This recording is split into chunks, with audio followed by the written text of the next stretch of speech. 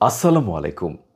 এসএসসির বিদায়ী অনুষ্ঠানে একজন শিক্ষকের বক্তব্য কেমন হওয়া উচিত, চলুন তার একটা নমুনা দেখে নিই এবং শিখে নিই। আসসালামু আলাইকুম। আজকের বিদায়ী অনুষ্ঠানে উপস্থিত মাননীয় প্রধান শিক্ষক, আমার সহকর্মী শিক্ষক শিক্ষিকাবৃন্দ, সবার প্রতি জানাই আন্তরিক শ্রদ্ধা ও ভালোবাসা এবং মঞ্চের সম্মুখে উপবিষ্ট আমার প্রিয় শিক্ষার্থীদের জানাই হৃদয়ের অন্তঃস্থলের শুভেচ্ছা ও ভালোবাসা। আজ তোমাদের বিদায় বেলা। এই বিদায় কেবল ক্ষণিকের, আজীবনের জন্য নয়। আমাদের হৃদয়ের স্মৃতিপটে তোমরা আজীবন থেকে যাবে। তোমাদের এই বিদায় আরও সামনে এগিয়ে যাওয়ার, নিজের অমিত সম্ভাবনা মেলে ধরার, নিজের যোগ্যতা, মেধা ও পরিশ্রম দিয়ে জীবন গড়ার। দীর্ঘ সময় ধরে পরিশ্রম করে, পড়াশোনা করে এক একটি ধাপ পেরিয়ে আজ বিদায়ের ক্ষণে উপস্থিত হয়েছ। এই বিদায় যোগ্যতার, সম্মানের।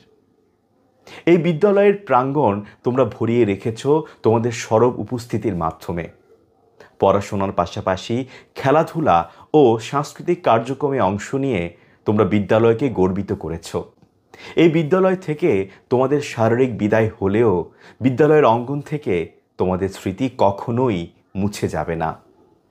জীবনের নানান অভিজ্ঞতা তোমাদের জীবনকে বৈচিত্র্যময় করবে।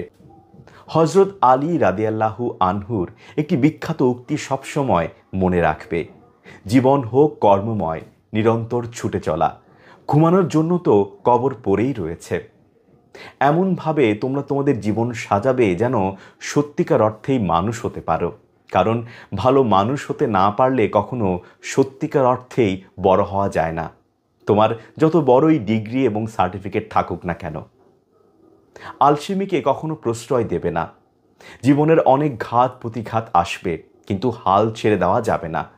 স্বপ্নকে বাঁচিয়ে রাখতে হবে, যা তোমার জীবন বদলে দেবে। এই বিদ্যালয়ের প্রাঙ্গণ তোমাদের কখনোই ভুলবে না।